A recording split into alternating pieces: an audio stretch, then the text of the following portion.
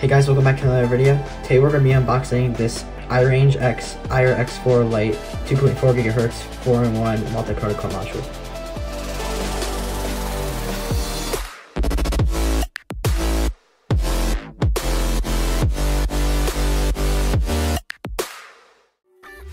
So I actually got this module a few months back, and I just am now opening it because I have time to kind of set it up and play around with it.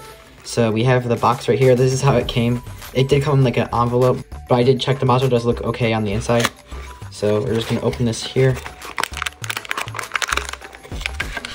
So you get the module and then whatever this little pamphlet is, probably a little instruction manual.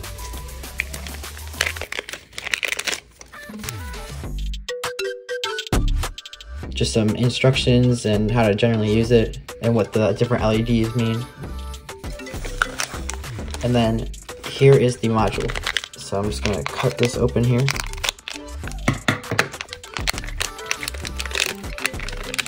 We'll get the module out.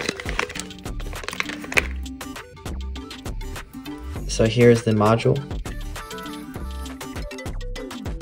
This is where the little LED indicator is right here next to the logo. This is the Nano version, of course. So for Nano base style transmitters with the 8-pin layout. And then here is a micro USB for updating it. And then we also get an antenna. And luckily it also does fold, so that's actually pretty nice. And it has little clickable positions, so that's pretty nice.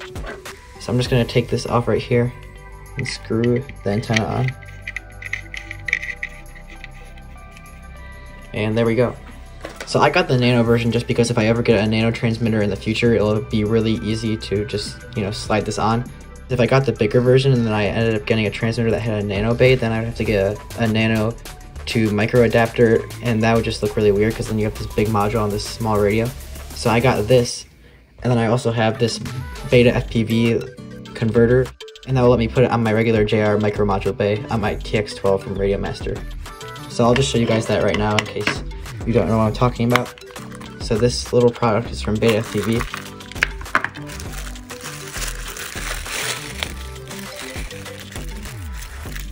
So this is it right here. So it basically just mimics a regular JR micro module. So you have your regular pin layout right there. And so the only difference is you slide your Nano module onto this and it will just click into place like that. And so now you have your Nano module, but in a micro sort of form factor.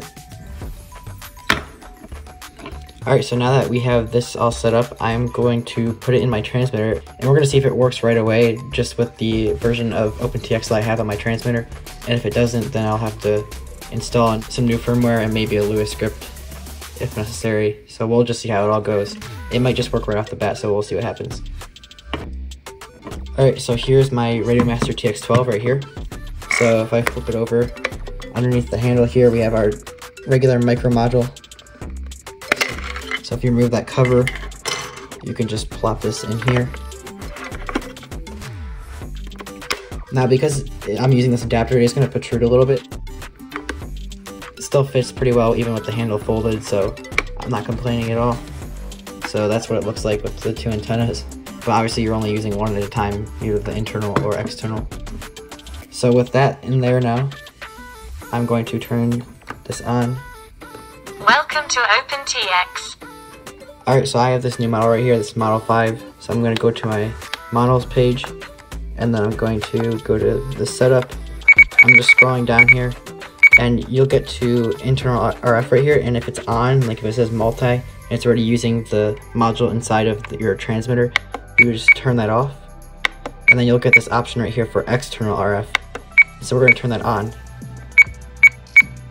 So multi right here, because it's a multi-module, and as soon as I click OK, you'll see the module turns on, so it is communicating with the transmitter, and it's getting power.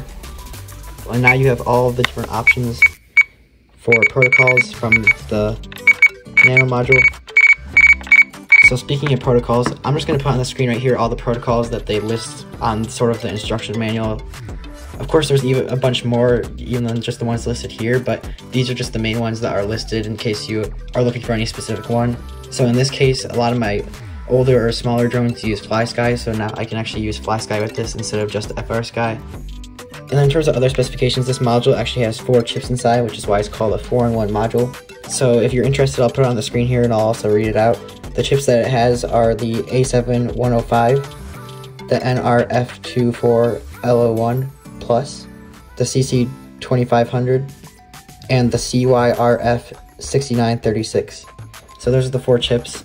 And of course they all do their own different things. I know that the A7-105 is for FlySky, and the CC2500 is for FRSky, so stuff like that. So that's pretty cool.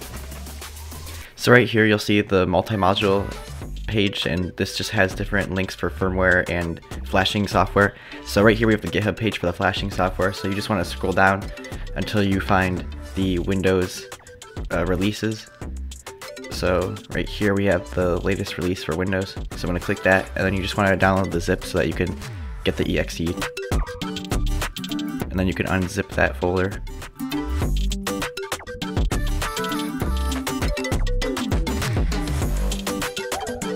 So now that that is extracted, we can open up the folder and then run the exe. And then it's going to tell you that it's not your PC is not protected, but it's okay. Lots of people have used this program. It's just not by a verified publisher. So then we have this software right here. So the first thing you want to do is install the serial-based USB drivers. So you'll see right here, install USB device drivers. Okay. So you just let that go. It does take a little bit. It takes a few minutes. So I just have a time lapse. And then once it's done, it'll say done. And from that point, you can go back to the multi-module website. And now they have different firmware releases depending on your module. So for iRange, it's nice because they already have a preset for it. So you don't have to set your own settings.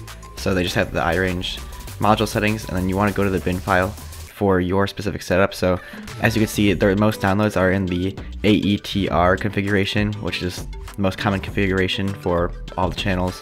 So that's the one we're going to go with. So I'm going to click that, and then it's going to download it.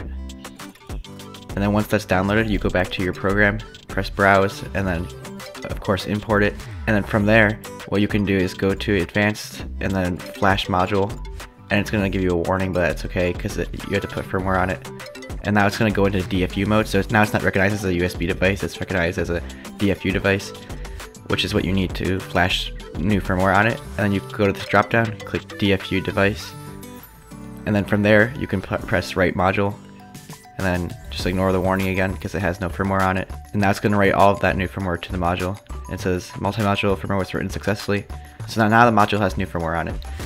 And then of course you just want to wait for the light to turn off on the module before you unplug it. And then after that, it should be good to go. So now if I take this and put it back in the transmitter, then turn it on. Welcome to OpenTX. Now we should probably be good to go to try to bind. So I'm in setup, and I want to go down here.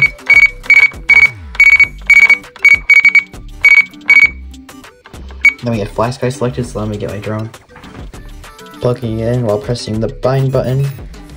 And then we have a flashing light right there. Alright, let's try binding this again. So go down to bind. We're on FlySky 2A.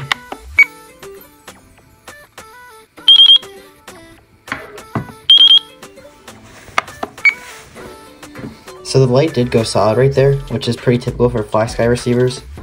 So I'm just going to power the radio off now,